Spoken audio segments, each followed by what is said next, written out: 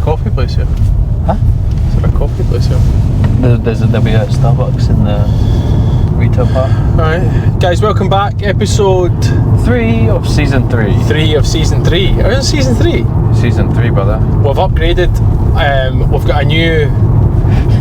Fucking, it looks like a transformer. A case for that GoPro. It's got a mic on it. We've got mics now. So we've always had the mics, but Josh is just against using them for some reason. I always thought the audio was fine, but now you're probably... Yeah, you probably can hear us better. If we can increase the quality, we should. Do you know what I mean? So we would be in the wagon, but the wagon is... It's currently it's going in for its refurbishment tomorrow. Is it actually? Yeah, it's tomorrow the 30th. Yep. Yeah, it's going in tomorrow. We had to jump start it a couple of days ago, which was an interesting series of events, but she did get going, but then instantly cut out. She did. So we're hearing this. We just went to the East Kilbride shopping centre, so everyone who is in the surrounding areas of Glasgow, East Kilbride shopping centre is one of the best places in the world. We went there because there's a shop in there called CEX, and it had online one of these adapter things for the GoPro. It's like a media pack for the GoPro so that you can plug mics into it. So we had to go there and go, what an experience. Well, CEX was the pinnacle. My God. But we walked in first, and there's a shop there that is a ping pong shop. I think you go right. Do you know where you're going? Not really. I think you go right. Let me tell you. There's a shop there that you can go to, and it's just full of you go right. It's just full of ping pong tables, free to use. So obviously it'd be rude not to have partaken in such activity. So we had the best of 5 and I won 3-2. Yeah, well, we actually played best of 3 and you lost that one, and then he said best of 5, mate. And then he changed it to say best of 5, but you did win, yeah. But you are good at something you haven't done in a while. You just take sure we warm up. It took me 2 games, I think. But watch, give it a month, and we're gonna have a full setup.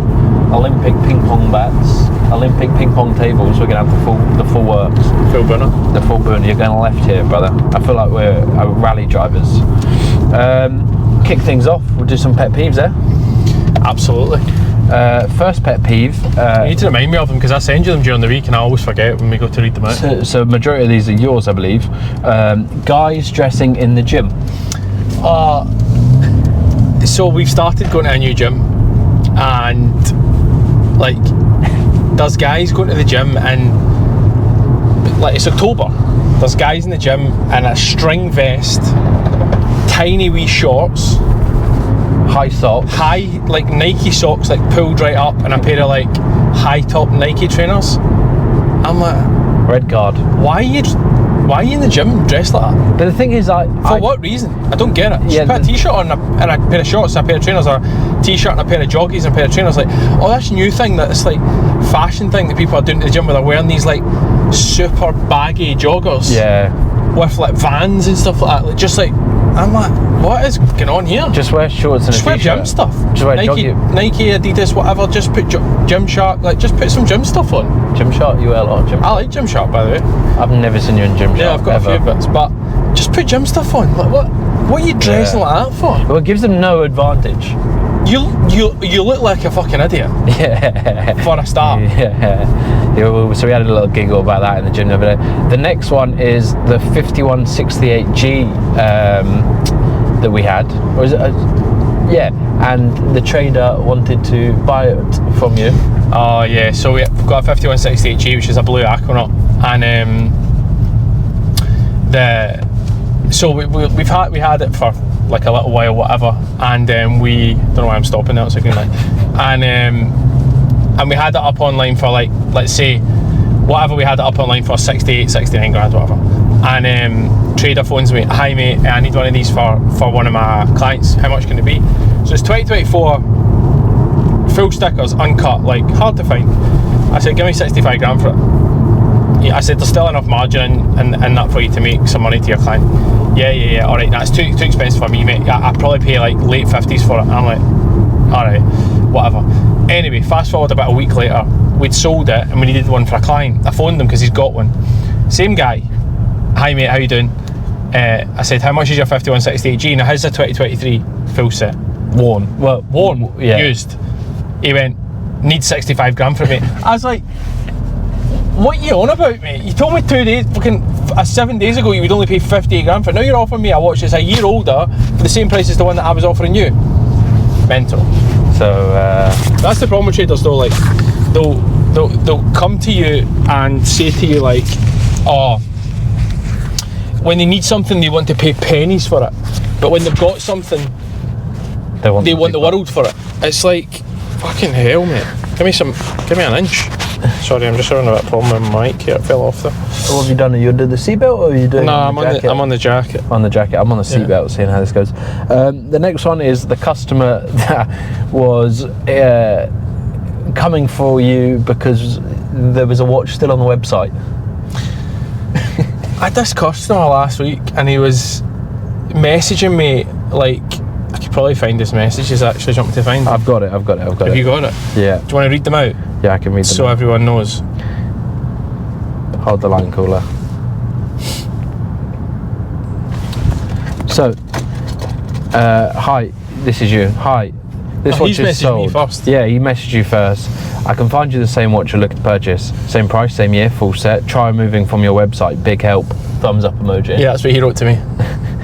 Thanks for your advice. Unfortunately, due to the movement of stock, it's impossible to keep up to date with the website stock 24/7. As we don't normally respond to inquiries after 10 PM on a Saturday night, I'll check tomorrow for you. And if we're able to help source something in the same year for the same price, I'll let you know. Which I thought was fair enough. He came back, not true. Websites are easy to keep updated these days. Or at least say, not in stock, but I can source. Remove WhatsApp from your website then and I wouldn't have messaged. Do you know what I mean? Like, so you're trying to help somebody out by messaging them back. By the way, this is at 10:30 at night on a Saturday night. Yeah, so this message was at 22:28. He came back with that. It's meant. People just have but there isn't that many watch dealers you can go to. Nobody would answer their phone, mate. Nobody would pick up the phone. Never mind. Are you wanting a coffee? I don't know. Do you? I'm not that bothered, but if you want one, I'll get one. I'm not that bothered. Okay. Nobody's answering the phone at that time of night. Never mind a WhatsApp and having a dialogue back and forward to some fucking arsehole client that's like pissed. Like what? Obviously, he's had a bad day and he's trying to take it out on me. I just never even replied to him. I was like, fuck off, mate. Yeah. Honestly, what a loser. If I get any more pet peeves? Yeah, quite a few. Oh, great. Nice. Well, in fact, the next two are actually my ones.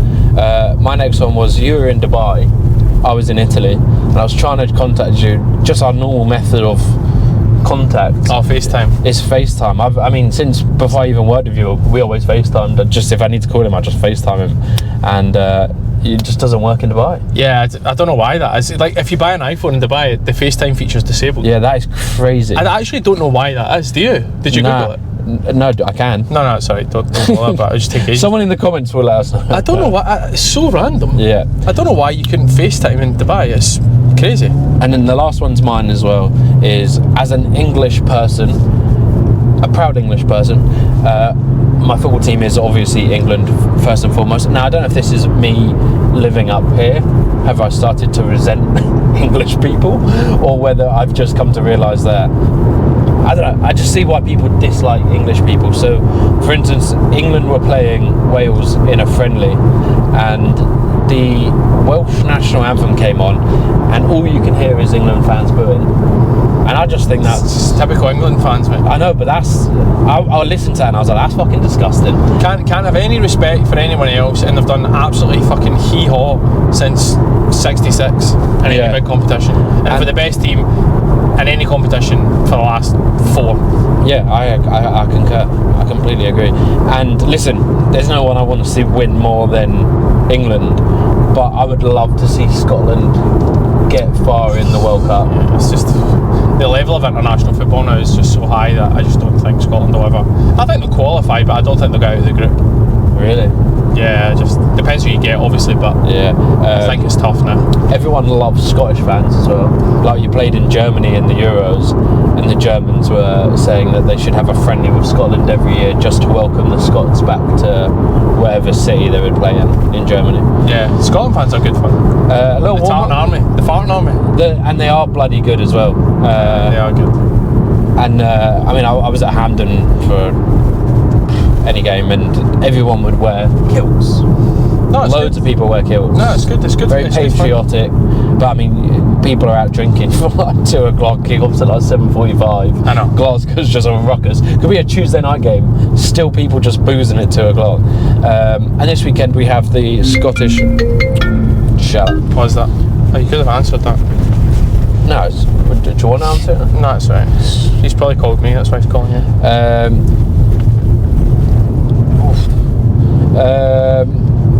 This weekend we've got the Scottish Cup. Correct. Semi-final. Yeah, which is a huge game up here. I mean, obviously it's Old Firm. Do you want to talk a little bit about the football? What's going on We here? won't be using it. That's the GoPro guy. Okay, so you can just keep this in a safe place and make sure you don't lose That's it. the guy for the GoPro telling you how to Are install you them. are you alright, mate? It's just like playing. I don't know what's going on. Yeah. You got Indian guys coming through your GoPro. What's going on?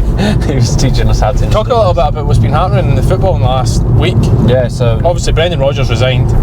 Brendan Rodgers resigned. Dermot Desmond released a scathing statement,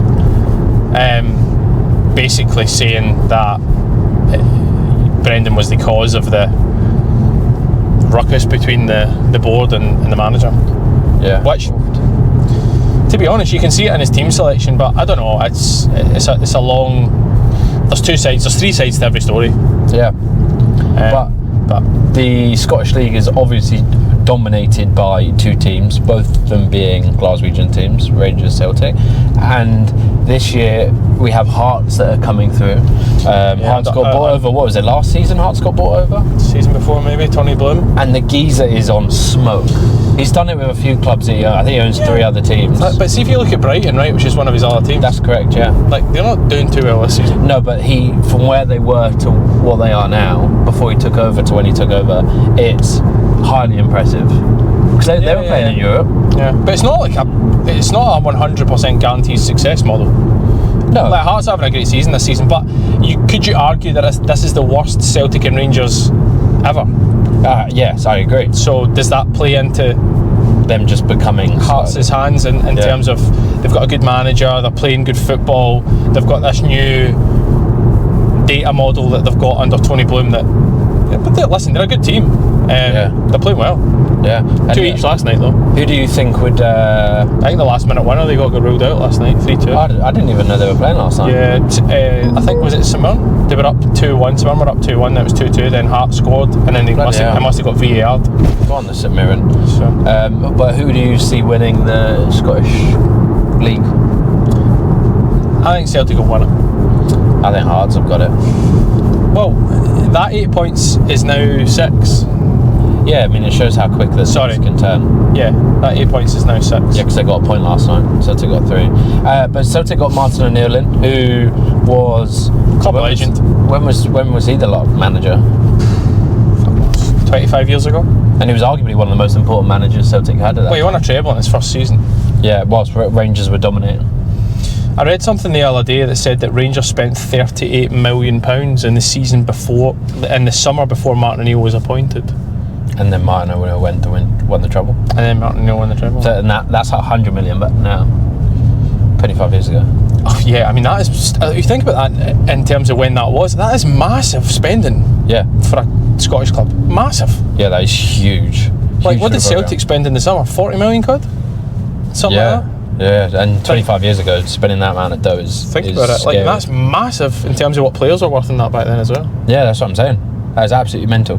But yeah, Martin O'Neill came in charge as of yesterday. Won 4-0 last night. And won 4-0. Yeah, we're actually recording this on a Thursday and we're going to try and push this out tonight. So if the editing's a little bit questionable and there's not as many pop-ups, just know that we're rushing to get it done. We're going to introduce a new segment to the podcast. Something that we've been doing most days. I'm looking forward to it. And if you follow us on TikTok, you would have seen it. Is the Clyde 1 5k challenge. 10 questions. 5k minute. Well, it's supposed to be 60 seconds you get to answer the 10 questions, but we're not going to do it timed. We're just going to see how many questions we can answer. Yeah, okay. Have you seen these questions? I swear to God, that's the first I did it. Right, I swear to God. Alright, fine. So are we going against each other? Yeah, let's go. But you've got an advantage because you can read the questions. He always says this. But It is an advantage because I've done it and I've read the questions and it's an advantage. Okay. But anyway, we'll do it. What's the name of the pub in Coronation Street? I know that one. It's one of the soap pubs that I know. Rover's Return. I'll go with. Yeah, that's right. I wouldn't know that. I'm not a big soap guy.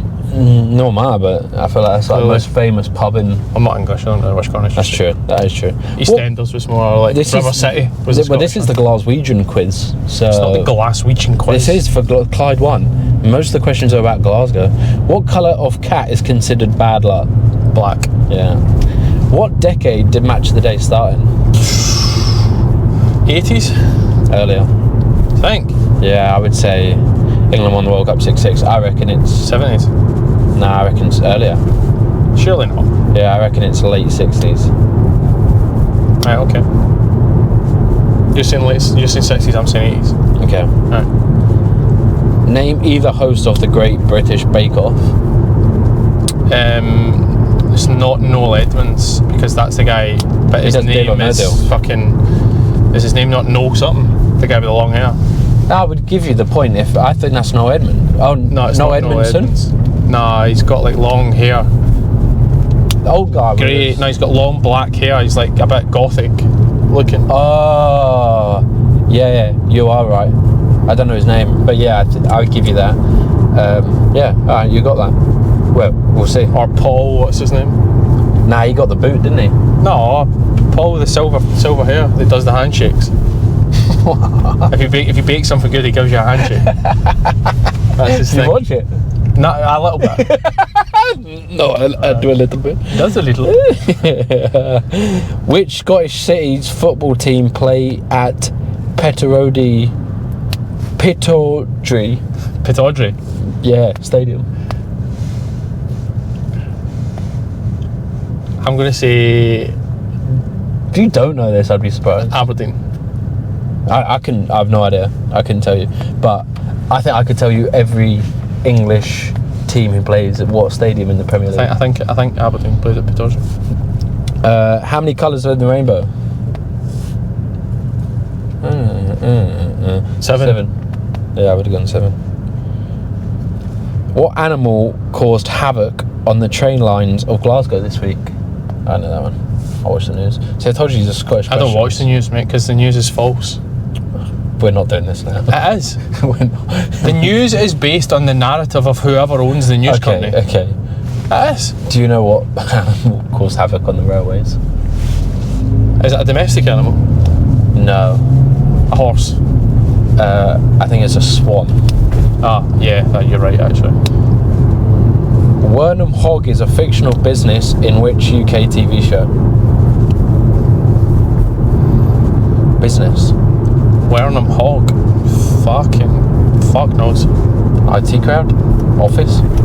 Right, next. Which 1990s TV show featured characters named Scully and Mulder? Not a Dan Doozle on that one. The Matrix. Not The Matrix. It's... My dad used to watch it.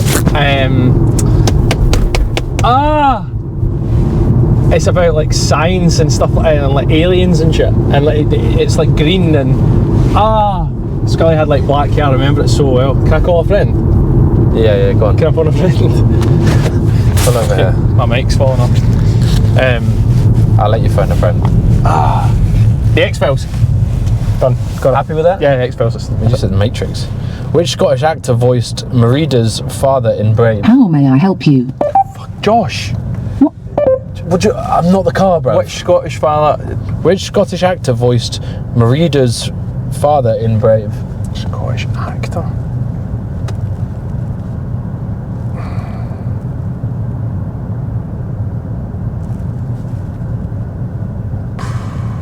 Do you know that?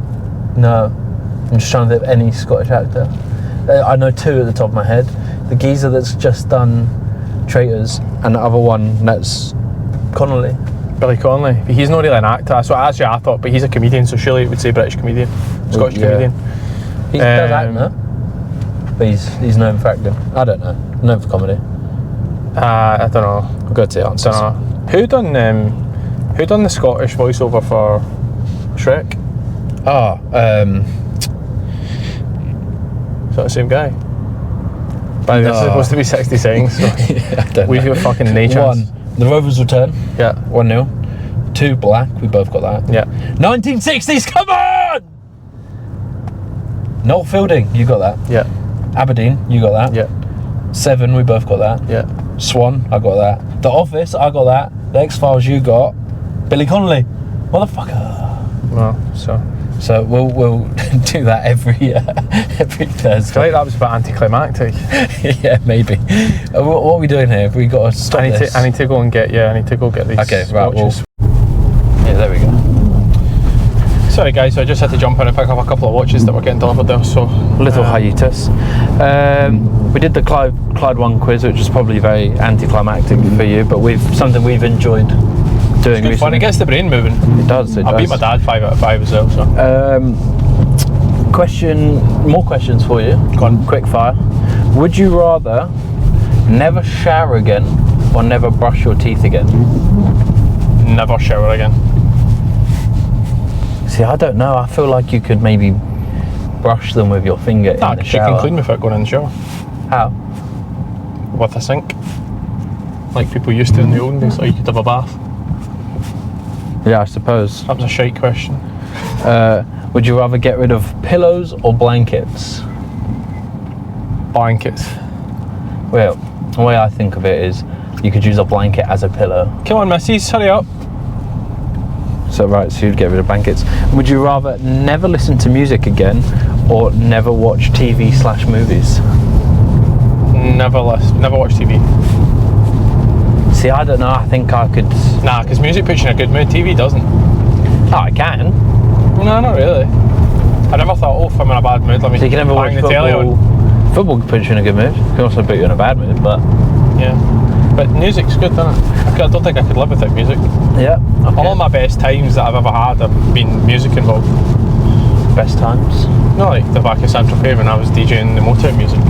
The Motown music in Saint-Tropez. Yeah, it was amazing. That's not really the music to play in Saint-Tropez. It is, mate. You just don't know the thing to educate you. Okay, right. A couple new bits in the watch world. There is a new Cartier Santos available. Yeah, I've seen that actually. Is it titanium? It's titanium, which makes it not scratch. It doesn't have a smart link, but still easy to change. It's even lighter. And they brought out also a black dial, didn't they? Yeah, so you've made a note that there was a white dial and a black dial or something? I think it's just a variation. Again, they'll just settle somewhere around the same price as like a normal white dial would be. Probably the first few black dials that will come through might be similar price to like a green or a blue dial, but they're all pretty similar at the moment. There's none of them really go for a premium. The green dials we are selling new at like $6,000, which is, by the way, like 1,400 quid on the list price. Yeah, it's a nice And the blue watch. dials are the same and the white dials are the same. Titanium, I don't know what the retail is on that, but it may be a little bit higher than 7.4. So the new dials for the titanium or the new dials are at just No, the for titanium's got stainless one steel? dial, and I think the new dials are just for the stainless steel. Got you. But you reckon they'll trade under RRP or? I think the first few will trade at RRP. I don't think there'll be any. Well, I got offered a new black dial when they first came out. I didn't offer more than list for it. Yeah. The problem with these watches is that people buy them from Cartier so that they can get the rare stuff. Yeah. So they don't normally go over list. They did when they came out. Well, a lot not of even the people- white dials, but the green dials and the blue dials did, but not anymore. A lot of people buy the Santos as like a first watch, which is a great first watch to have. Because you can pick them up for like $5,000. Yeah. It's a good watch for $5,000. Yeah. Do you like the mid-size or do you like the large size? I think the mid-size for me is a little bit too small, Yeah. so I would have the large. I think the it comes in XL an XL chrono as well, but I don't like the XL. Yeah, It's too big. not me. Omega have released 4 slimmer Speedmaster Dark Side of the Moon watches, 12 years from the original release. The standout piece is the grey side of the moon. Have you seen any of those? I have, yeah. I think they needed to bring out a slimmer model. I think I just find that Omega's a bit clunky. Yeah. I like the bracelet. The They might need bracelet's to turn quite that like down a bit. presidential, but I feel like the bracelets are really clunky on them. My dad has a Dark Side of the Moon and it is actually really nice. I like them. It's that brown. My favourite Omega is the James Bond one, the Air Inspector. Yeah. I like that. We were trying to find a Seamaster, is it called? Seamaster. Yeah, we were trying to find one of those yesterday, which the Spectre 007, but they're quite hard to find. Louis Vuitton have released the Monterey watch, which is like the yellow gold circle white dial. which had a bit of a moment. I think it was last year. People were selling them for nothing crazy. I think they were like $6-7 grand, but people were going crazy for them. And they've re-released that's their first watch ever. They've decided to re-release it in 188 pieces. It looks exactly the same. It's not their first watch ever. Apparently it's the first watch. Oh, the first watch they ever did, Yeah. you mean? Years ago. Sorry, Yes, I thought you meant the new one was the first one. No. The Monterey was the first ever Louis Vuitton watch ever released. This one will be limited to 188 pieces and has the retail price of $59,000. Yeah. Which is mental. Watch anybody who buys that lose $39,000. Yeah, I think people will just be getting offered that who are like high spenders in LV for like clothes and stuff. But there's nothing even in LV now that you would get, that you would be like buzzing to get. I mean, the last collection that Tyler the Creator done, I thought was really nice. Yeah. Some of the stuff that he released I thought was cool. Some of the cases and the trunks and stuff were really nice. Some of the Pharrell stuff is nice. The Pharrell stuff's a bit loud. But yeah, the Tyler stuff was cool. I like that stuff, and I like the Murakami stuff. I reckon Tyler the Creator would become the new creative director of Louis Vuitton if Pharrell decides to depart anytime soon. Yeah, I don't know. LV's kind of lost its appeal a little. Like, I don't wear any. Like, remember when the trainers came out? Like, everybody was going mad for the shoes. Yeah. They were so hard to find. Now they released the skates, and the skates were popular for a while, but now they're just a bit meh. I mean, the trainers are still really cool. I still love the LV trainers. Some of them are nice, yeah. Like, they're great. Like, the model is called LV trainers. I'm not talking about LV trainers in general. They're great, like, just white trainer. Yeah. Go with everything. Yeah, mine are absolutely run to the floor. Yeah, they are. Louis Vuitton, yeah, right. That's the latest in the watch news. Nothing new's been released, but I think we're just at that weird time of the year where we probably won't see anything huge until Watches and Wonders, right? Sometimes there's a weird release at the end of the year. I think Patek done it last year where they sort of released... Is that where the denim came out? I think so. They sort of done a bit of a pre-release where they'll release like 1 or 2 models. AP are famous for doing that as well. Well, AP have now announced that they will be at Watches and Wonders, which I think they weren't for the last few years, but apparently they're there this year. So whether or not they wait to release new stuff there, I have no idea. Would you go? It's a good event. It's so busy. It's so busy. Like, not for me. It'd be nice to go and see it, but as an actual to get round and see stuff, I don't know. It's just like a re-release of stuff. You get all the news immediately as soon as they release it anyway, and the pictures are all over the place. So you probably see it better from the couch than you would. I like a watch show that you can buy and sell stuff at, like a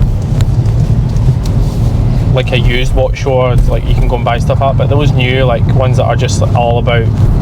It's not really my bag, to be honest. No. I can't get my words out today. No, I can hear you loud and clear. Link thieves. This was going to go in the pet peeve, but I actually thought let's move it out because we could talk about the gold and all of that carry on at the moment. So the gold's at an all-time high just now, which means that a Rolex link to buy, like for a Daytona or a Presidential or something like that, used to be about 250 to 300 quid to buy if you needed one. Now, because the gold price is so high, those same links are like 450. Yeah. So a lot of dealers are now holding links and taking like pinching links out of deals, and like you'll see new watches come, new gold Daytona 2025 -1, and it's like got one less link because the dealer's decided he wants to keep one. And you will still be paying the same price. Yeah, you still pay the same price. It's like 450 quid off the price. So you see it, dealers are just at it in the charts all the time. And we went, well, I went to Hatton Garden yesterday because we need a yellow gold link. Nobody is letting them go. You just go up and you go, hi mate, have you got a yellow gold dating link? No. No one was even entertaining that conversation. Yeah, I don't know what they're waiting on. The link guy that I usually phone and speak to is not answering his phone for some reason, so I don't know why. So yeah, we need a link ASAP. And then that leads us to melting down watches, which is quite a fascinating thing going on at the moment. Yeah, so it's happening just now with like big clunky watches that people can't sell because of the gold value in the watch. The actual gold weight in the watch is sometimes higher than the actual value of the watch as a whole. People are, rather than trying to sell them and having them for 2 years, people are just melting them down and taking the money out in the gold and selling the gold. So We've seen it for. I saw one this happens week. at APs, happens on Sky Dwellers, like especially the white gold Sky Dwellers. Yeah, you see it white quite gold. a lot. Yeah, I saw that in the week. And then who was the first to do it? Moses was one of the first to do it. Moses done it. Listen, people have been doing that for 100 years on older stuff that doesn't have as much value. It just means what's changed nowadays is that people are doing it on watches that you recognise, like a Sky Dweller or an AP Royal Oak or like stuff like that. That's people recognise. People have been doing it on older vintage style watches for years. And would you consider buying gold? Is that an interest of yours? Not really. Were you interested in making money?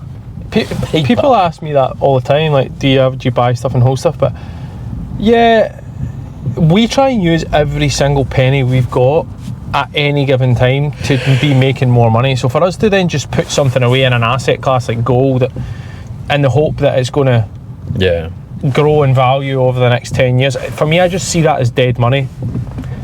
I mean, rightly or wrongly, but I just don't see it as a great way of the return of investment isn't guaranteed, and it's a long way. The fucking wrong way here. So anyway, I'm following your lead here. I have no idea where we are. I just have not been over here for so long. I just forgot it was that way. But sorry, I know how to get that. This is a point that you wanted to raise: buying from the AD versus buying from people like us. Yeah. So the thing about ADs is that they will say anything they can to get the sale. Anything. All they're interested in is getting the sale, making their bonus, and getting more watches through the door. So all they're interested in is selling that watch. Now, if they can sell that watch to you, they're telling you anything you want to hear to get that watch out the door. Oh, it's a good investment, blah blah blah, they're really hard to get. This fictitious waiting list that they say they've got on every single model in that Rolex shop is complete bullshit. Oh, there's a 2-year wait list, a 5-year wait list, a 10-year wait list. It's just all crap. I've seen people walk into shops and walk out the same day with a ceramic Daytona white dial. Like, it's a total crap. They don't give you non-bias or non-bias advice on where you should be putting your money, what watches you should be buying, where you can find great value. They're only giving you advice that is relevant to how many sales they can make. So that's the difference between buying from an AD and buying from someone like us. Like, we're genuinely trying to keep you as a client, so what we're trying to do is advise you in the best way possible, which means that you're going to then come back to us to either sell your watch back to us or buy something else or trade up or for some more advice. We give advice out all day long that doesn't cost a client a thing. He'll phone us, what do you think about this, what do you think about that? We'll give out free advice all day long.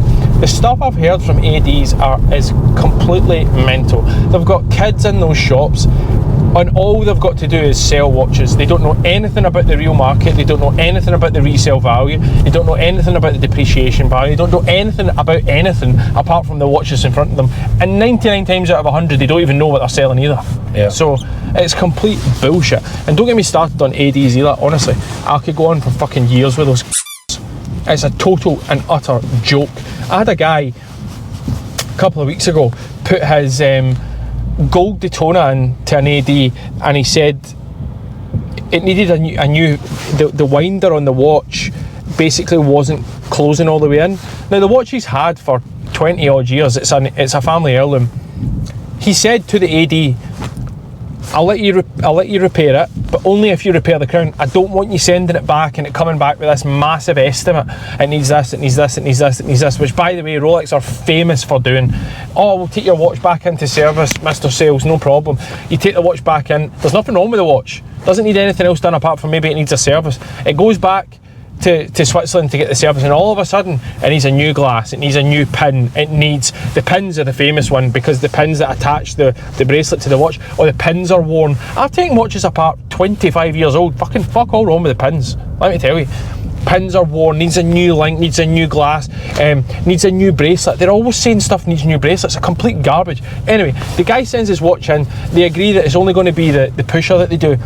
He gets an email estimate, by the way, for a gold Daytona from probably the 90s, and his email estimate was you need a new glass, you need 2 new pins on the bracelet, you need 2 new pushers, you need a new crown, you need a full service, and you need a new bracelet. A full new bracelet for the watch. which by the way they quoted at 14,850 quid, right? Now the watch is probably worth 20 grand, right? So he's been quoted 14,850 quid plus the VAT to repair the watch. Then they said, and if you want your original bracelet back, it's 18,850 quid. And by the way, they said, he was obviously like, no, I don't want that done, send the watch back. They said, unfortunately, we can't send the watch back because we've taken the bracelet off the watch and we can't put the bracelet back on the watch because it's so damaged. Complete and utter crap, just made up. So he's gone into the shop, kicked up a fuss, and they've given him his watch back. But it's, how many people have been stung like that? Yeah. Where they're going in. It happened not long ago to another client of mine, went in, send the watch back, got the thing repaired, new bracelet, spent 12 grand on the watch, ended up losing like 25 grand on the purchase price of the watch because he'd gone and spent all that money. The problem is, they give it to Rolex, they think, oh, Rolex will fix it, they'll do everything that needs done to it, it'll come back like a new watch. Honestly, they are fucking rip-off merchants. I'm not getting absolute rip-off. As if it wasn't bad enough that they've charged somebody 42 grand for a fucking brand new Daytona that's really not worth that. That then you go and send it back 15 years later to get the watch repaired, and they're trying to charge you another 20 grand on top of that. And by the way, that's 18 grand plus the VAT. So it's really like 22 grand. It's mental. And the watch isn't even worth that. So he's going to then go and sink 22 grand into that watch, for that watch then to come back, arguably over polished, which Rolex are also famous for, over polishing stuff, rounding stuff that doesn't need to be rounded, with loads of new parts that it doesn't fucking need, and then he's going to lose every single penny that he's put into that service because he's only going to be able to get the original price for the watch, and the watch would have been worth the exact same, if not a slight bit less, had he not serviced and polished it. It's complete garbage. And if, the whole thing. I'm not trying to promote our services, you could go anywhere, but if he was to have come to you and said, listen, I just need the crown done. Listen, I go and get my new crown, fit the crown, no problem. I tell you what happened the other day. We sent a 126618, which is a new reference yellow gold Submariner. We sold it to the guy 3 years ago. He dropped it on his bathroom floor. The top link that joins the case to the bracelet had broken, snapped. It had a massive ding out of the shoulder, a massive ding out of the bracelet. It was scratched to bits, looked like Torvo and Dean had done a shift on it. It was knackered. It needed a new glass and it needed a full service. How much for a new link, a new glass, a full service, a polish, and a case laser on the case and a bracelet laser on the bracelet? How much do you think for all that? 4 grand? 1,800 quid plus the VAT. That is mental. 1,800 quid plus the VAT. That is mental. Now that goes back to Rolex. They're coming back with an estimate at fucking £23,000 to fix it. The watch is worth 25, 24, maybe. So mental. Anyway, sorry, just Josh just needs to jump out and deliver a watch to someone. Pause this. Sorry guys, ran over. I was having a wee bit of a rant there. Don't like the ADs, and they don't like you. Have you ever told the story about that time you went into an AD? This yeah, is we've actually, heard that story. we have Yeah, said we've this? told that story about the day trust. Yeah. Like, they are robbing glass. You know the answer. Yeah. You know what I'm trying to say. It is a joke, mate. You walk into that shop, you have one of the sales assistants tell you that a Skydwell and Oysterflex is a great investment. They'll charge you £36,000 or £37,000 for it. You walk out of that shop, try to sell it to a trader, 26 grand, 27 grand. Just like they have absolutely zero interest in you losing money. Yeah. And listen, I've said this a million times. People have this, you know, pot of gold at the end of the rainbow, and they think, oh, I'll get a ceramic Daytona at list. But you'll spend £250,000 on that AD to try and get that ceramic Daytona, and it's not even guaranteed, by the way. And then, by the way, see this 250 grand you've spent, you've probably lost 60.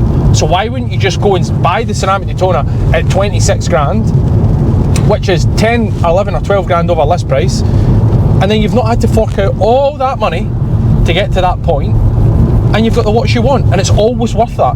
Okay, you might lose 1,500 quid, 2 grand if you keep it for a few years and you batter it about, but you've not had to sink all that investment in. And by the way, not be paranoid about who you sell the watches to and can't sell the watches because that will go against your name and blah blah blah. It's complete and utter bollocks. With Rolex, I concur.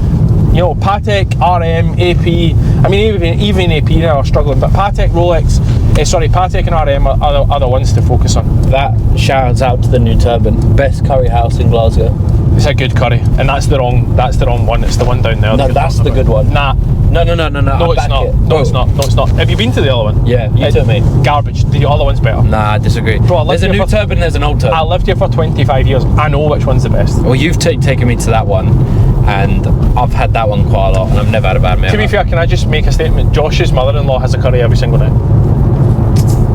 Every single night. Yeah. So, she might be the one to ask. And she likes that one.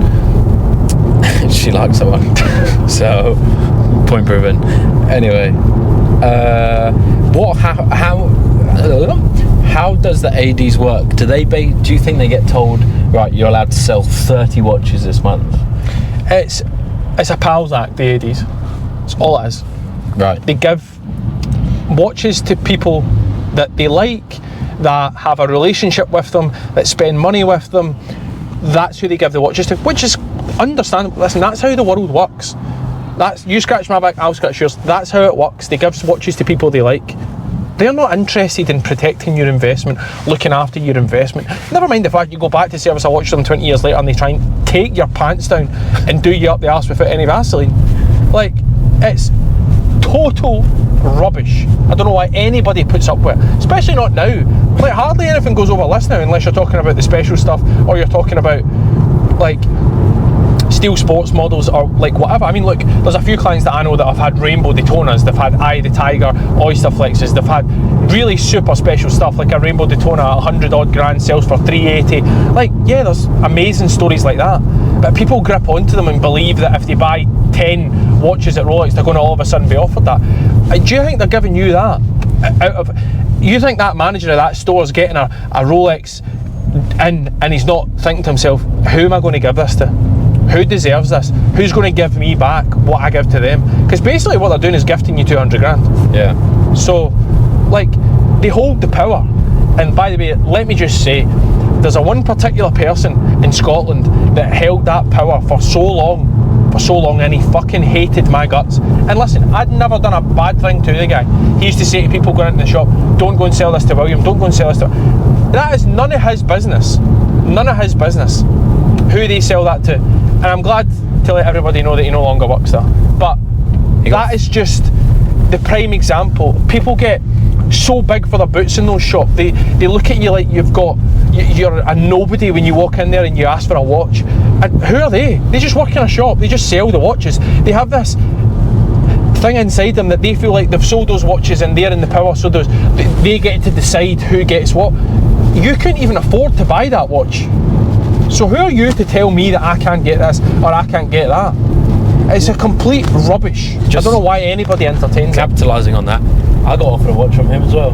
Obviously, before he knew how it was, he offered me a watch. I just couldn't afford it. He'd never had a nice word to say about me, that guy.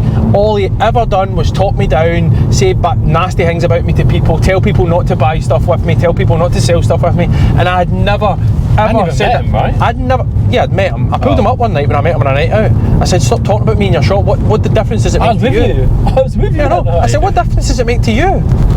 I don't speak about you, so don't speak about me. It's like, it makes no difference to you. What's the difference? Yeah, just do your thing. Sell your watches to whoever you're selling to. Who cares?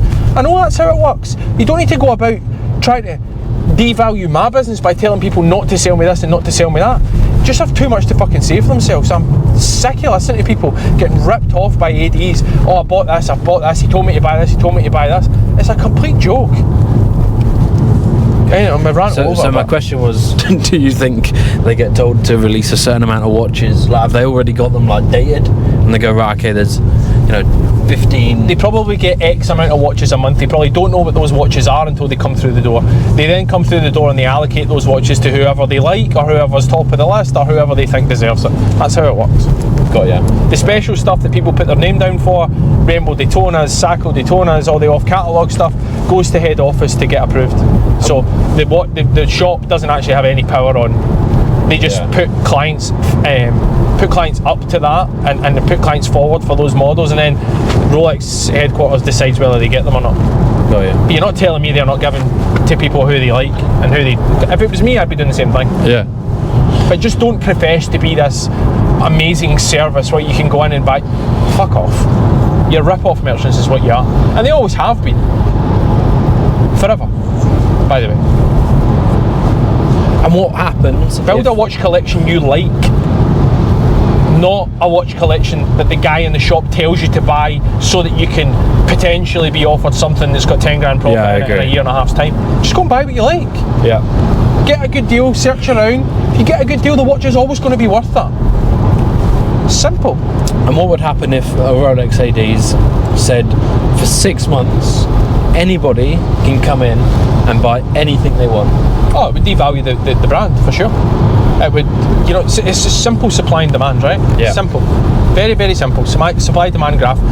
When the supply is short, the demand is high, which means the prices are increased.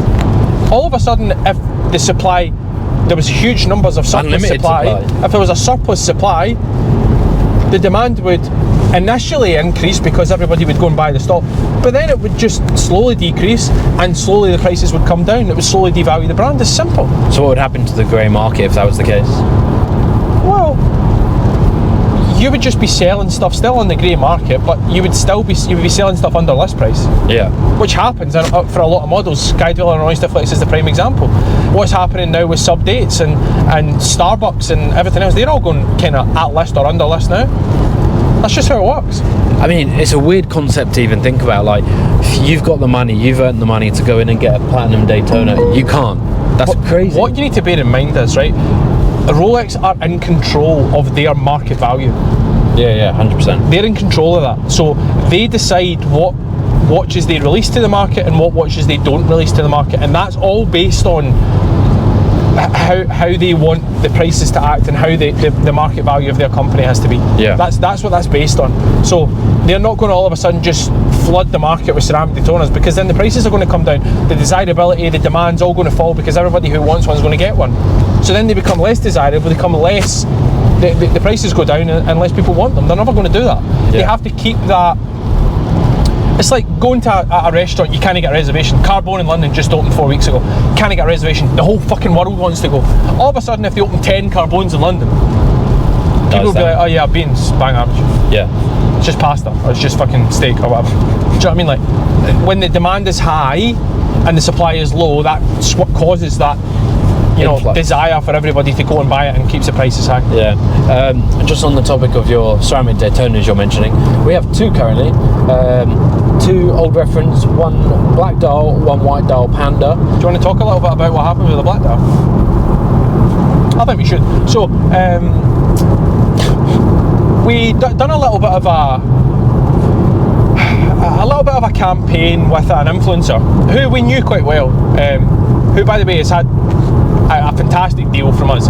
Basically what we done was we just give him watches, he puts them in his content. It's not an ad, it's not a forced, put this here, we need you to deliver 7 videos a month. There's no deliverables, there's no KPIs, there's no there's none of that. He just gets to do and wear those watches as and when he sees fit, as long as he tags us and everything else. And shoot the content he wants. There's no... The content he wants, there's no direction, there's no nothing. And listen, his content's very good, so that's why we done it. And we had a great relationship to start with. I think the first watch he ever had was a Pinko P, and then he come and traded that back in, and he got a Panther, a yellow gold Panther, and then he traded that back in, he got a Cloche, a Cartier Cloche, one of 100 pieces, then he traded that back in, I think he had a Santos, a Tank Louis for a while, then he had a ceramic, then he had a Datejust Wimbledon, then he traded that back in. By the way, he's not forking out any money, let's just make everybody aware of that. And then he had a ceramic Daytona, and then all of a sudden, no videos are coming, very rarely are we getting tagged and stuff, and I see him promoting other brand partnerships that he has using my product that partnership with no tag.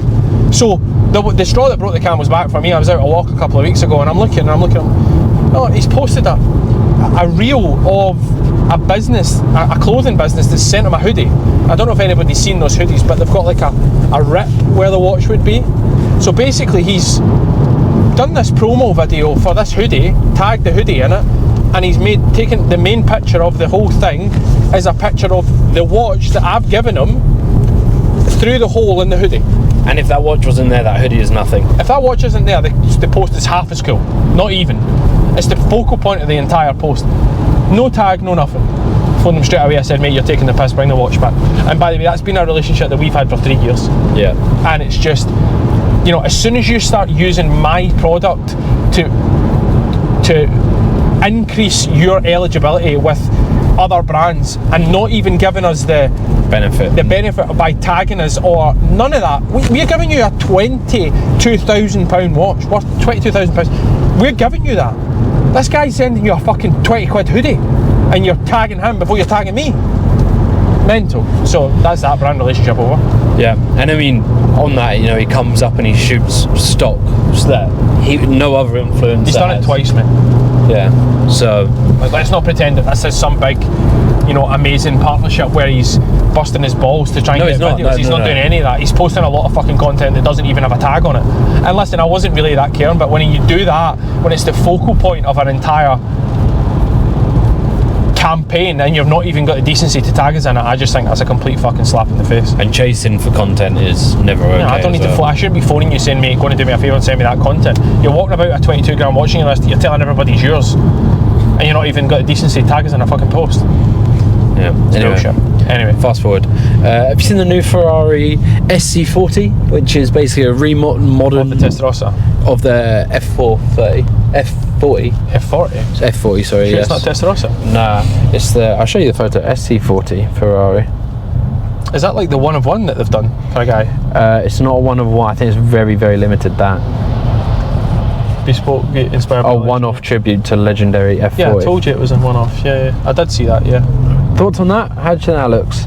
Don't like it. You don't like it? It's like a 296 with a mental front grille. I'm not a big fan. I thought you would have loved that. No. The F50 on the other hand, wow, Weezer. What is the best, well, give me your top 4 Ferraris ever made. 250 short wheelbase. Yeah, I know that's your number one.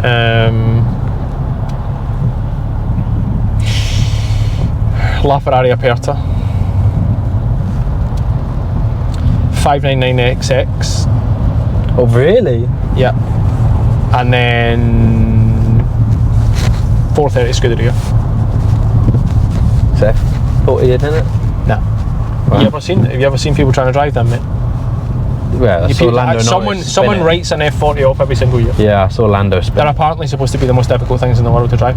I do love an Enzo as well, but it's a wee bit before my time. You're so many. 812 Competizione, amazing car.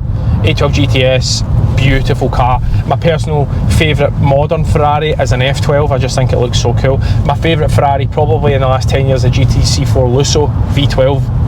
Because it's got the 4 seats, I just think it looks mean, looks cool, practical, V12 engine. I love a Purosangue also because it's a 4x4 and it's a V12 and it looks amazing on the road. So many Ferraris that I love. But I could go on and on about cars, mate. I fucking love cars. You do love cars. We've had a really interesting, probably month with the Academy. Yeah. Arguably the most demand the Academy has been in from people all over the world. Yeah. So just seeing if you wanted to give a quick little update on the Academy. Yeah, a guy in Germany signed up, a guy in New Mexico signed up, a couple of other guys that are inquiring at the moment that are based in Europe. One guy's in Italy and other guys in Germany. Yeah, it's been great, mate. It's really, when we first done the Academy, I never thought I would feel it being rewarding. It's a really rewarding process. Yeah. Like, for people to say, I've sold a watch, I've sold a couple of watches this week, I've done this, I've done that, I'm getting loads of inquiries through my Instagram, my content's really working, I really enjoyed the course, I've learned so much, but I just think it's brilliant. Like, it's really rewarding to create an entire product and it works. Yeah. And for me, I always say to guys in the Academy, please stop thinking like you can't ask a question or you can't do this or you can't do that. Phone and ask. Like, I like it. I like being able to answer questions. I like being able to help everyone out. I like being able to guide you or tell you to do this or do that or don't do this or don't do that or you can't do this or you can't do that. Like, it's really rewarding for me. I love it. So like I want them to lean on it as much as possible, and we're getting loads of sourcing requests now through the groups, and loads of guys that are looking for stuff, and you know, they're building their own network now, which is real nice. It's brilliant. It works really, really well, and I'm buzzing about it. I really like it. I mean, we had one guy 2 weeks ago sell 5 watches a week. 5 watches in 10 days, yeah. 5 watches in 10 days. We've got one guy that's completely quit his job. Yeah, and he's just doing this full time. It just goes to show that it's 100% possible. And then it was quite interesting. We've got another guy, and he's kind of put himself out there on social media, and he's talking about, you know, his experience, why he wants to get into the watch industry. And we're watching the first video he did together, and it really probably hit you then. Actually, you have the potential to change these people's lives. Yeah, do you know what? It made me a bit uncomfortable, I can't lie. Yeah, I felt like the realisation of the responsibility for me was quite awakening. Like, I was like, fuck. Like, it's all fine and well creating an academy, but at the end of the day, like, I feel responsible for that, and I'm someone that doesn't overpromise and underdeliver. Like, I will do everything in my power that I possibly can to make these people successful, and it's so important for me. Like, that is at the forefront of my priorities. Like, I want to make that work for these guys, so I want to prove that it works. And yeah, we've had so many people that have came on recently, and it's been great, and I'm really enjoying it. Yeah, I'm really enjoying it. And I think that's probably the biggest thing for me, realising it. I mean, I was with you every day where we were writing that. I saw how much blood, sweat and tears went into the content of the course, and then you don't know how it's going to go, right? This thing could go live, people could do it, and then it's almost, I just assumed, right, brilliant, we'll have people do it, and then they kind of run away with it. Yeah, but what you need to remember is when we launched, remember the agency, the PR agency that was on board when we launched were telling us to drop the price. Well, yeah. And I said, no, I don't want to drop the price because I believe in the content. I stand by the content. It's 10, 11 years of the value for money is crazy. There's 10, 11 years of lessons, and it's an opportunity for you to fast forward all of that experience, and you've got it at your fingertips. And then you've got us to speak to ask questions, to, you know, run things past, to get advice, to price stuff, to source stuff, to sell stuff. It's so valuable. And people think, oh, it's a lot of money to sign up to. Guys made that money back in the first 2 weeks. Yeah. And then everything else after that is clean money profit, in your pocket. Clean profit, money in your pocket. So, like, for me, I will never drop the price of that academy because I stand by the value in that content, and I stand by the value in that course. I think it's incredible value, and if someone had that for me when I first started, I'd have bitten their hand off and done it. And again, this sounds so cliche and sounds, you know, like a lie, but it's not. Every single person who completes the academy, once they finish the 10 modules, they then have a call with me, William. We see how they found it, we see where they need the most support moving forwards. Yeah, I'm taking also pointers from people like, what did you feel like was really good? What did you feel like maybe needs improved on? What's your take on this? Yeah. What's your take on that? How can we best help you? You know, what's your first steps? Have you got your social media set up? You know, helping guys set up their social media, helping guys set up their businesses, giving them, you know, advice on how to manage their money, you know, helping guys finance deals. There's so many things that we do within that academy that's hard to put into, you know, an advertisement campaign that tells you here's what we do, X, Y and Z. You just need to do it and you'll get the value from it. I think it'd be really good actually. Maybe we could get one of the guys on the academy on the pod. I think it's a great idea, but the reason why I brought it up was when I say value for money, that's a question that gets asked to every single person who goes to the academy. Not once has anybody said you don't get bang for your buck. Every single person who's done the academy over the last year, all still remains in it. Yeah, every single one. Not one person's left, and that's not left the group chat. The group chat's £100 a month. You get everything in there. First 3 months are free as well. First 3 months are free. You get everything in there. US government dropped the rates the other day. I've done a whole breakdown on how that affects the watch market, what's the possibilities, how that's going to affect the UK market.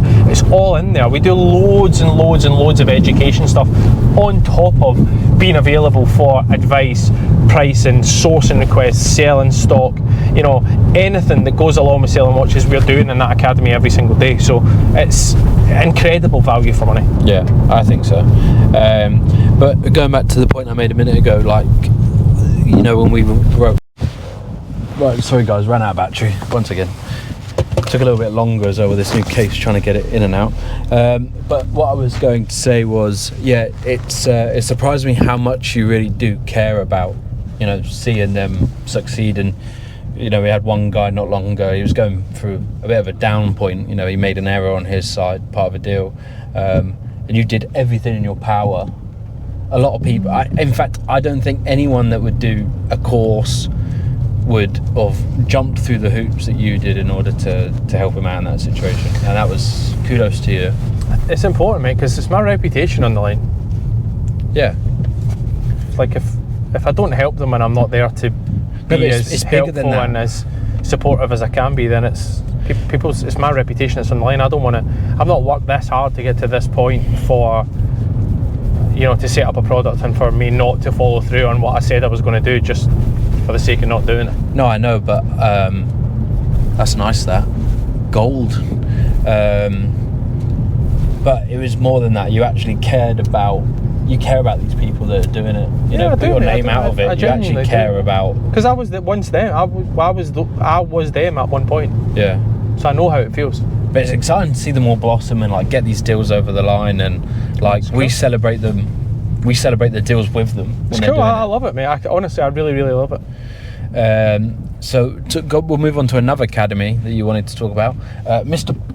Tattoo Man.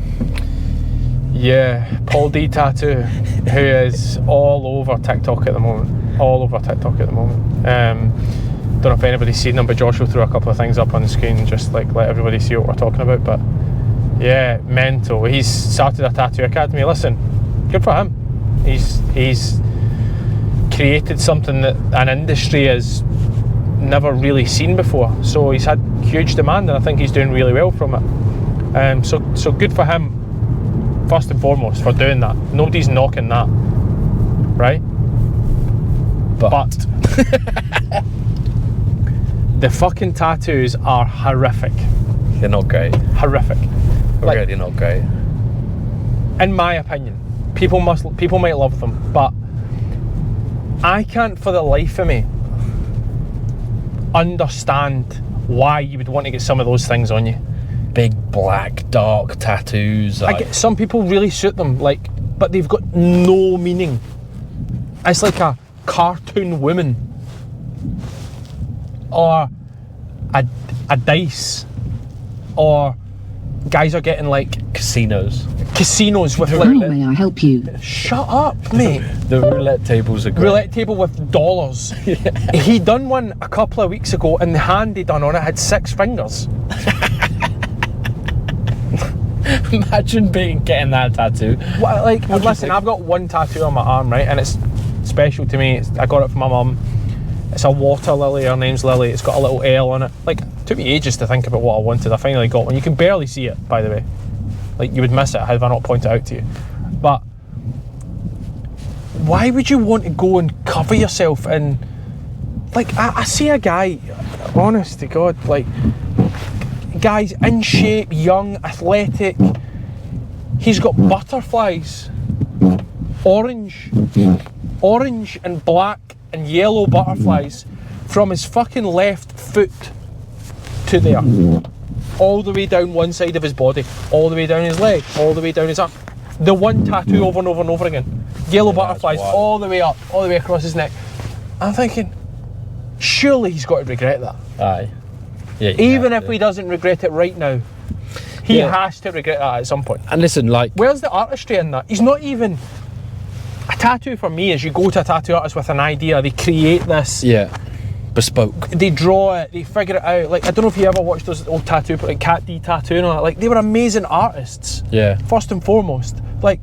And that's a shout out to a guy called George Rollo, by the way, who's been doing art for such a long time. I'm going to maybe try getting my next tattoo off him, and he's an artist. He can draw, he knows, he's so gifted in that department. He's doing tattoos that are incredible. The detail's so good, so well done. Paul, the tattoo guy, is every video you see, he's just grabbing an image off online, taking the background off the image, stencils that, adds a few dollars which he pulls from online, erases a few bits, changes it a wee bit, prints out a stencil, puts it on some tattoo. You shouldn't be called a tattoo artist at that point. I don't think. I can understand. I think what he's created, hats off to the guy. Not He's knocking teaching him. people. I'm not knocking him for that. I'm not knocking him for that. And some people must really love it. Look at that dog out the Goya bag. Cute. Some people must really love it, but in my opinion, I just think I can't get behind a tattoo with no meaning. Right, so this is where I think you can though. Right, Because so you're trying to get the fucking map of Neverland on your thigh. hey, right, no name calling. Which I think mental. Listen, I had my first tattoo when I was 21, and it was the biggest deal in the world, getting your first tattoo. And you want it to be meaningful. I know, mate. I think how long I thought about that one. No, and I helped you on that process. My second one, super meaningful. And then after a while, you start to realise, it's not actually. I just want something that looks good. I know. I get that. But at least something that you're into. I got an Indonesian prayer, a sakyan, on my ribs because I thought it looked cool. And I get getting tattoos because they look cool, but what you're meant. Who's telling you that looks cool? Is my point. What you're meant to. I mean, do. the butterflies from the ankle to the chest. Yeah, I agree. Maybe his mother died and comes back as a butterfly. I mean, I'm really sorry about that if she did, but like. Maybe, but yeah. It was like the old one with the tribal tattoos. Remember, guys used to get them. Yeah. Joe Hart. Like, he's got like I don't get those ones. Nah, I don't like them. Don't get those ones. And the Rock is then the. I get it if you're like an Indonesian man who like is a traditional. From New Zealand. And it's you're a like, traditional. Yeah. Like you see in New Zealand with them. I can't remember what they're called. Moustache. No, they get the tattoos like here. And like some of the politicians and stuff in New Zealand have them, and that's part of their culture. I can totally get behind that. But like you're like a roulette wheel on your arm with dollars. You're in Britain. You don't even use the dollar. Yeah. What are you doing getting that tattooed on you? Well, the Sakyan, you're meant to go to Indonesia, sit down with a monk, tell him about your life, and he creates the 4 lines personalised for you, and it's a stick and poke job. You got it done off. I found one off Google Images. I like the look of you. Well, actually, it was the first one I found on Google Images. I went to a lassie in Bracknell, and she did it. And actually, I tried to use numbing cream for it, and I didn't know how to use the numbing cream. Put it on wrong, and it hurt like a bitch because it was on the ribs. I put it on backwards, believe it or not, numbing cream. So yeah, shouts out Paul D and your academy. I hope you're doing, a great job with your students, as are we. Do you want to quickly talk about the Louvre robbery? I don't even know if you can call that a robbery, mate. It's the most basic robbery. A cherry picker. But they achieved it. They're caught now. They've been caught. Well, yeah, now they're caught because they were going to the Listen, airport. a robbery's only good if you can get away with it. Doesn't matter what you steal. You can steal £7 billion worth of gear. If you get caught, you get caught. Yeah, I also agree. But it was the robbery's 90% getting away with it, 10% committing the crime. But they used the cherry picker and some high visibility cherry jackets. picker, A hammer to get through the window. Up through a window. Just smash a window at the Louvre. Smash the thing, take them, leave. The Louvre, mate. Use a chainsaw to get in. The fucking Louvre. It was £79 million worth of gear they stole. The Louvre. Use the cherry picker just to get back down. There's there's more security on fucking Condor on a fucking Saturday night than there was in the Louvre. They've got £79 million worth of stuff up there. It's the video of them getting away that's the best. They're on that cherry picker going down and it's going so slow, and they're not panicking. They then get to the floor. They take about another 45 seconds till they get on the mopeds and drive away. The most blasé robbery. Got away of one of the most famous museums in the world. Yeah, and then, but when I say got away with it, what's that? You've got just a Mona Lisa, mate? Oh yeah, come. I would consider getting away with it. Come through. Getting that out the fucking building and surviving 24 hours. I think if you can do that for something like that, well played. Do you know what I think? Well, that was a complete embarrassment for the French. Yeah, with the lady immediately to the point where said she needed they to step had down. to fucking catch them. Yeah, I agree. They had to. They might not have. They might have just caught 4 random blokes and gone, right, you're getting done. We need to get someone involved in this. Napoleon's jewellery or something. Like, how can... What? How's that even possible? I wonder how much they got paid. I'd love to know. That's a steal to order job though. Like, someone would have... They would have pre-sold that to someone. Oh, Jesus, William. Sorry, mate. They would have pre-sold that to someone. That's not a... Oh, well, someone's gone to them and said, listen, you're no good. No, they'd have said, we're going to go to the Louvre and steal this. Do you want to buy it? No, I reckon they had someone come to them and say, I want this. I reckon they've said, we know who that's going to go to. We'll go and steal this for the Louvre. Do you want to buy it? Interesting. That's probably been what that is. And then the only way you could get away with that is melting everything down, surely. And I don't, at that Yeah, point, but I it's the still don't stones. You know. can't fucking melt diamonds. No, I know, but you melt everything else, and then with the diamonds, I don't know what you do with the diamonds. You do something with them. You've put this, and I have no idea where this is going. Animal comparisons is what you've put down, and I've added it to the list. Let's skip over that one because I can't remember it either. It was like you called me a hippo or something. No, I don't know. Okay. Artists hosting small venue shows. Oh, why don't they do it more? 100% agree. KWN done a show in London. Looked like the best concert I've ever seen. Yeah. Remember when Drake done it? There was no security, no barricades. Do you remember Drake done it in Toronto? Yes.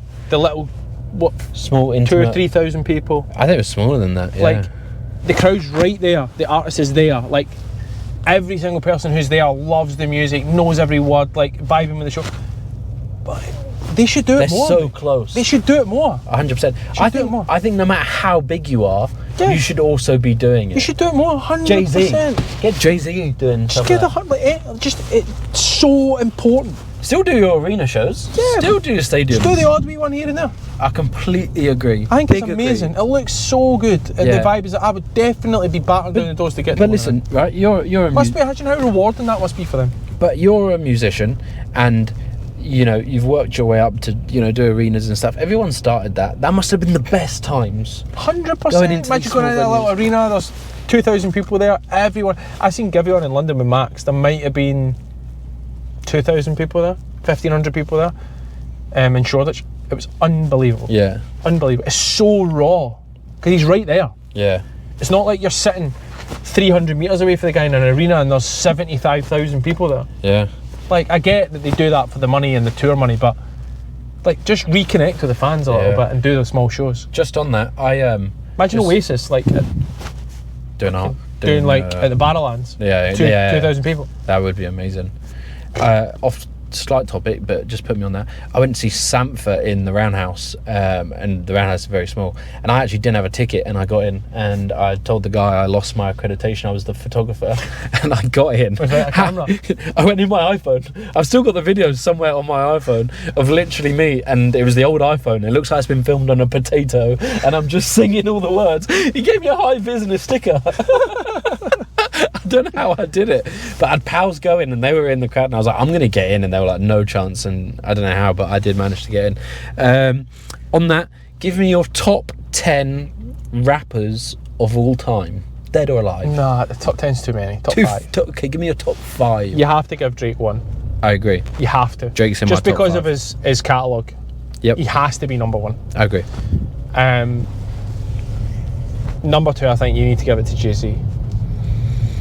Yeah, but I didn't really grow up listening to Jay-Z, so I see it and I appreciate it, but he's not in my top 5. I used to have an old pal who loved Jay-Z. He got me into Jay-Z, and You do listen to Jay-Z and you know all the words to a lot of the when songs. you think of if you ever, you can watch videos online that deep his lyrics, like go through his lyrics. What you have a massive appreciation for his ability when you see that. Because you've got Drake and Jay-Z, I'm going to say Drake and Notorious B.I.G. That's kind of what I grew up on. 3? It's tough. I'll go Tupac. Pharrell. You'd go Tupac. I'd go Pharrell. Star Trek days. Yeah. Again, I grew up on Is he a that. rapper though? Yeah, it's during Star Trek. It Fine. was. I'm gonna go Tupac, Kanye West, J. Cole. I'd go Gunna. I'd go Modern. No. I would go. Gunna's not better than Kanye. I would then go College Kanye. Dropout. No, I would go Kanye. But as you're well. rating him better than. No, I'm not. That wasn't in order. That wasn't in order. My number 1, probably all-time favourite rapper is... Has to be Drake, mate. It's just for the think- amount of songs that you have growing up with. Every single, like, you know every Drake song, mate. Yeah. Yeah, I would. Yeah, I agree. Have you had, like, so put it like this: if you had to remember every word to as many songs from a rapper as Drake. possible, who would it be? I'd probably Mine's know... would be Drake, Jay-Z, probably Kanye, probably then J. Cole, and then probably Tupac. I'd probably say I know 75% of Drake's songs. By Yeah, I'd agree with you, mate. You know loads. Can you give me your top 5 fashion brands of all time? This is difficult. It is really difficult. I'm putting you on the spot, but you've also just got to be personal, like what it actually means to you. Like, what did you wear? Whether it's growing up with your teens, like what was important to you. So, like, for instance, I don't wear the brand anymore, but I used to be camping outside of Supreme for most Wednesday nights. So Supreme would be in my top 5. For me, it was more like the high fashion stuff when I was like G-Star. G-Star was huge when I was a kid, yeah. But like Prada America's Cups, Yeah. when I was young, like they were. You used to wear them for school, innit? I used to wear them to school, yeah. And It's gangster. they were like the trainer staff. Like they were so cool. Like you seen someone in a pair of America's Cups, you're like, yeah. And then people had the polos and the jackets. It was so expensive, but like it's cool, and it's still cool to this day. Like the ski gear's amazing. The trainers are still cool. Like there's loads of Prada stuff that I would still wear.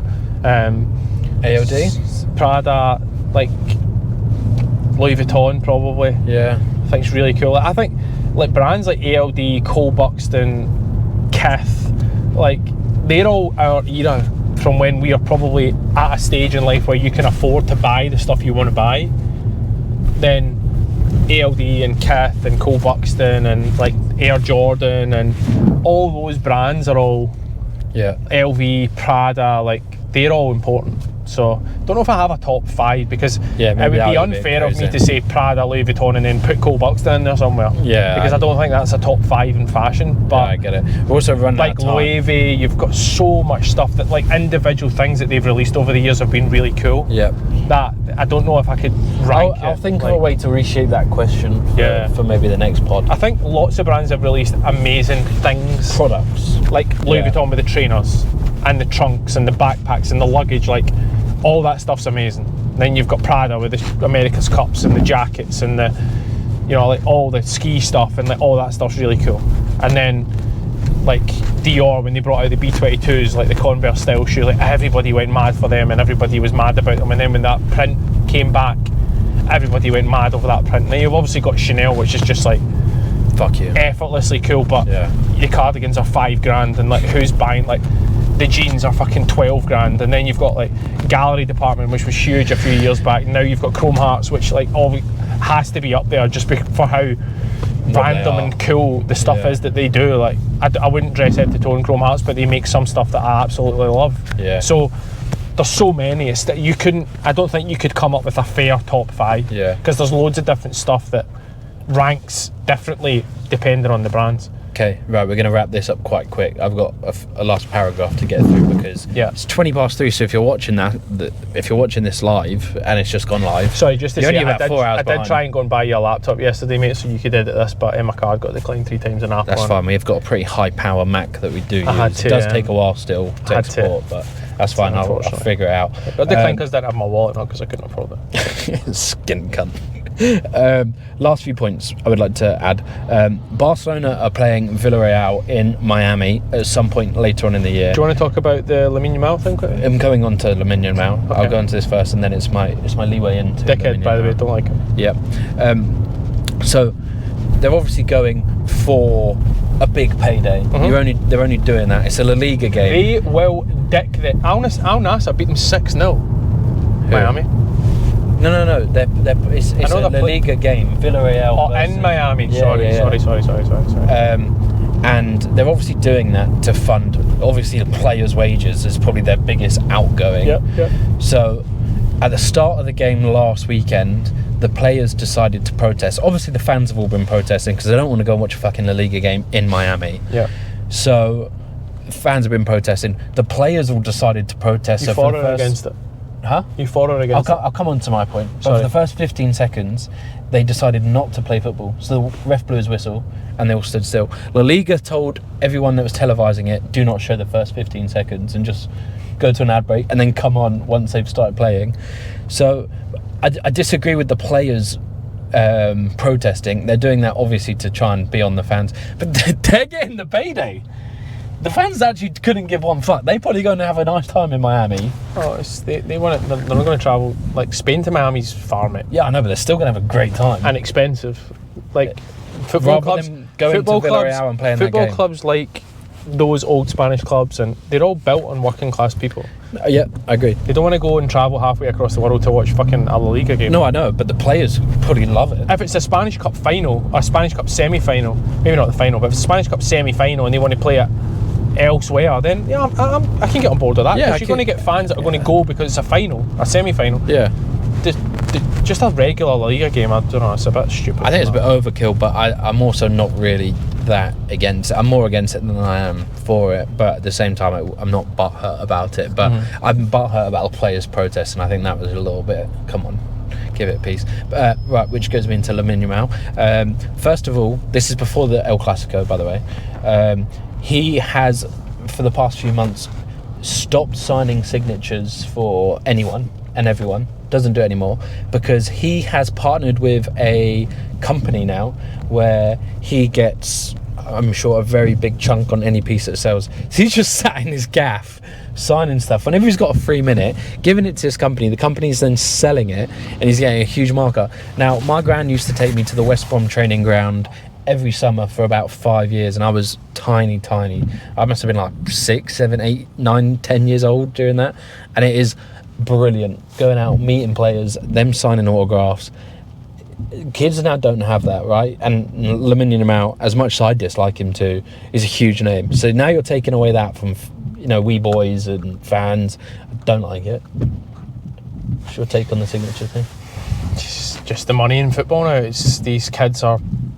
Barcelona needed a superstar, so they've done everything in their fucking power to blow as much smoke up this wee guy's arse as possible, because they know that they are going to increase the value of their club by having a superstar like him. Correct.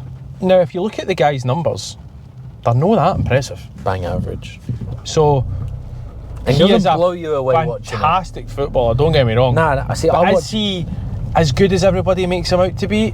I'm not sure. Maybe I hate him because he scored the winner against England in the Euros. Listen, remember that goal he scored at the Euros and he was like 16? Yeah, no. Banged it in the top bin for about 35 But imagine if he would yards. just shut up and was like... That's what I mean, let your football do the talking, shut up. But that's all this hype around him. That's everybody asking for his signatures, doing this, doing that, brand deals here, brand deals there. Like, he's probably the hottest name in football right now. Yeah, I so also agree. Everybody wants a piece of him, so it's hard not to have an ego when you're like that. Well, then it takes me on to El Clásico. Love that Real won. Bellingham, great game. Silenced the doubters. Seen Carvajal giving him a bit of it at the end. Yeah. Like, I think that was vintage Real. I think that was. But I'm a Real fan more than I'm a Barca fan. Me too. But Lamine Yamal, I don't even know if I'm saying his bloody name right. He was there behind 10 security guards saying, "Come, let's get in the tunnel. I'll have you in the tunnel." And the Real Madrid players are like, "Geezer, I would have you for breakfast." 18, mate. It's just... And he's calling people. I mean, Vinicius Jr. I also think's a weak bastard, but he was trying to get him, and he had 10 security guards holding him back, and it's like, come on. It's good to see that though. Good to see a bit of passion. But then you have someone like Rudiger that has no security, and he's just there, and he's just like, I like it. I like the passion. I like the bit of needle. I like when players are like. That's how it should be. You should want to win. Yeah. So then that takes me on to my next point that I thought. I think I see that the Premier League and all these other leagues are generated now, and games are played whenever to work around the calendar. But I think there should be one day of the football season where the top leagues play the biggest derbies. So you go on Sky Sports, it starts off with the Old Firm, Sunday 12 o'clock kickoff, Rangers Celtic. Nice to hear you finally admit that that's the biggest derby. I think it is, to be honest. That then goes into the Boca River Plate's the biggest derby. Okay, well, anyway, that then goes into Arsenal Tottenham, say, right, for the Premier League. Then goes on to the Milan derby. So you think they should schedule it? Yeah, so back to back, you've just got a 3 day derbies in a row. And then it goes into El Clásico, the last kickoff. And I think it's like 4 days. It's not a bad idea. Yeah, I think we could pitch this to Sky Sports. That's what I think should happen. I was thinking about that whilst we were on the bike the other day, and I made a note. I wanted your raw reaction to that. Yeah, I like it. I think it's a good idea. I do too. Call it just Derby Day. Super Sunday. Derby Day, Sundays. Yeah. Last point, Arsenal. do you think they're going to win the league? I know we've already had this, and I don't know if you've chosen to have forgotten this. I've actually got money with you on. We've got up the podcast at the end of the season. Who did I say? You said Liverpool, and I said Arsenal. Liverpool, his arse has fallen out ever since they signed Isak. Yeah, I can't remember how much we bet. I think it was 50 quid. So this is the problem when you sign these valuable players, right? They come, they play. If they're not that good, you're in a position where do you continue to play them to try and retain some of their value, or do you bench them? I mean, I know he's benched them for a few times, but he's had Salah on the bench and that. Yeah, I mean, Salah's just throwing his toys out the pram. I think this will be his last season. Which is mental, but I think Arsenal might do it, but... Yeah.